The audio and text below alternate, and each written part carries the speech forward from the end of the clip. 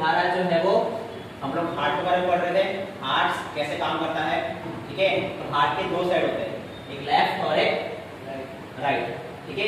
Left वाला side क्या होता है, जिसके अंदर ऑक्सीजन वाला खून जो है वो फ्लो होता है, ऑक्सीजनेटेड बोलते हैं उसको। और लेफ्ट ये जो राइट वाला है उसमें क्या होता है, डीऑक्सीजनेटेड। अभी हम सिर्फ ये जो है वो ऑक्सीजन वाला फ्लो, खून कैसे फ्लो होता है वो पढ़ रहे हैं, ठीक है।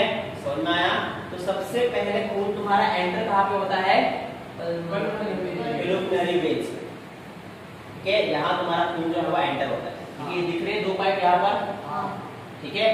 तो यहाँ से तुम्हारा ये जो ब्लड होगा, ये ब्लड के अंदर क्या होगा, ऑक्सीजन होगा। जो ब्लड यहाँ से फ्लो हो रहा है उसके अंदर क्या होगा, ऑक्सीजन होगा, ठीक है।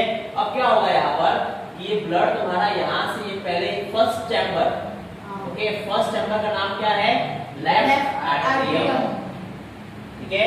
यहाँ से तुम्हारा ब्लड है वो पहले फर्स्ट चैम्बर, इसका नाम क्या है, लेफ्ट एट्रियम के अंदर फ्लो होगा। जैसे तुम्हारा ब्लड इसके अंदर फ्लो होता है ना, लेफ्ट एट्रियम एकदम रिलैक्स मोड में रहता है, कोई हलचल कोई मोशन नहीं करता, ये अपने अंदर खून जो है वो आने देता है। पूरा एक बार पूरा खून भर गया इसके अंदर, ओके। फिर क्या होगा, ये कॉन्ट्रैक्ट होगा। कॉन्ट्रैक्ट होने से क्या होता है, या तो ब्लड जो है वो ऊपर की तरफ जाता है या ब्लड नीचे की तरफ। ये कॉन्ट्रैक्शन क्या है, मान लो मैंने पूरा बलून लिया है या फिर एक पन्नी ली है, उसमें पूरा पानी भर दिया है, उस पन्नी को मैं ऐसे कॉन्ट्रैक्ट कर रहा हूँ, या तो पानी फट के बलून फट के नीचे की तरफ आएगा या ऊपर की तरफ जाएगा, ठीक है। सेम ऐसी चीज होती है यहाँ पर। जब ये कॉन्ट्रैक्ट होता है तब पूरा पूरा ब्लड यहाँ से यहाँ फ्लो होके नीचे की तरफ आता है। ये तुम्हारा दूसरा एक चैम्बर है, इस चैम्बर को क्या बोलते हैं हम लोग, लेफ्ट वेंट्रिकल, तुम्हारा एक चैम्बर है, ठीक है। इसमें भी सेम प्रोसेस होती है। जैसे ही ये लेफ्ट आर्टरियम से ब्लड नीचे की तरफ फ्लो होता है, ठीक है, ये एकदम रिलैक्स मोड में होता है, कोई मूवमेंट नहीं करता, कोई हलचल नहीं करता, ठीक है। पूरा का पूरा ब्लड जो है वो नीचे फ्लो होने देता है।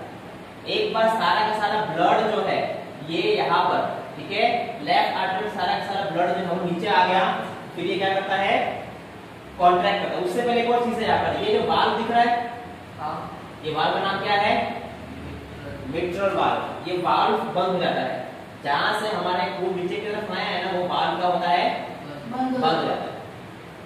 सारा का सारा खून नीचे आ गया, फिर वापिस ये क्या करेगा, ये तुम्हारा लेफ्ट वेंट्रिकल वापिस को पंप करेगा, तो अब इस प्रेशर होगा जनरेट अंदर, फिर ब्लड जाएगा डायरेक्टली कहा जाएगा एरोटा, और एरोटा से होते उसको बोलते हैं एरोटा।